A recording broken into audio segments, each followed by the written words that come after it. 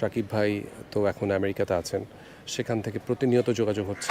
চলে আসে আপনি কি করেছেন মানে দেখানোটাই মনে হয় একটা ব্যাপার হয়ে দাঁড়িয়েছে।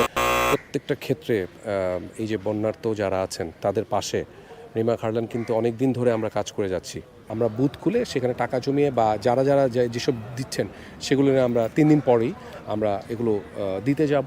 শাকিব ভাই নিজেও একটা উদ্যোগ নিয়েছেন বিপিএলে ঢাকার দলটা, তো আমার মনে হয় যে এবার অনেক মজা হবে। আমাদের চেয়ারম্যান স্যার অলরেডি বেশ কিছু উদ্যোগ নিয়েছেন। শাকিব ভাই তো এখন আমেরিকাতে আছেন, সেখান থেকে প্রতিনিয়ত যোগাযোগ হচ্ছে।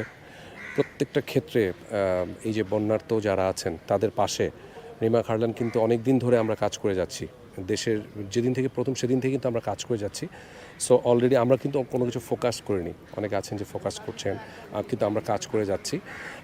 আমরা আগামীকালও এটা নিয়ে বেশ কিছু উদ্যোগ নিয়েছি। সো প্রতিনিয়ত আমরা ওই এলাকার মানুষের পাশে আছি। বিভিন্ন ফাউন্ডেশনে আমরা ইনভলভ হয়ে আমরা তাদের পাশে থাকার যথাসাধ্য চেষ্টা করছি রিমা খারলান এবং অবশ্যই শাকিব। হ্যাঁ, তো আমরা অনেক কিছু করেছি অলরেডি, আমরা আরও কিছু করব। আমরা কালকেও হয়তো আমি যাব, আমাদের চেয়ারম্যান স্যার এবং আমাদের ডিরেক্টর শাকিব খান উনিও কিন্তু যথেষ্ট পরিমাণ কাজ করে যাচ্ছেন। শাকিব ভাই তো অলরেডি অনেক কিছু করছেনও, মানে আছে না ওই যে যেটা বললাম যে মানুষকে দেখিয়ে অনেক কিছু করলেই যে সেটা হয়ে যাবে। শাকিব ভাই একটা কাজে গিয়েছেন এবং উনি ওইখান থেকে অনেক কিছু দিক নির্দেশনা দিয়েছেন আমাকে এবং আমাদের মাননীয় চেয়ারম্যান স্যার আমাদের হারলেনে উনিও অনেক কিছু অলরেডি করে ফেলেছেন এবং আমরা একযোগে সেগুলো নিয়ে অলরেডি করেছি এবং কালকেও আমরা মাঠে নামবো সব কিছু নিয়ে এবং একই সাথে শিল্পী সমিতিরও যেহেতু আমি আছি সেটা নিয়েও আমরা খুব তোড়জোড়ভাবে আগাবো ইনশাল্লাহ। আমাদের আসলে দেশের পরিস্থিতি তো খুবই খারাপ এই মুহূর্তে, বন্যার্থ মানে পুরা ফেনী কুমিল্লা যারা যে এলাকাগুলো আছে সবই একদম ডুবে গেছে। সো আমাদের দেশের এই ক্রান্তিকালে পুরো বাংলাদেশ একসাথে হয়ে গেছে।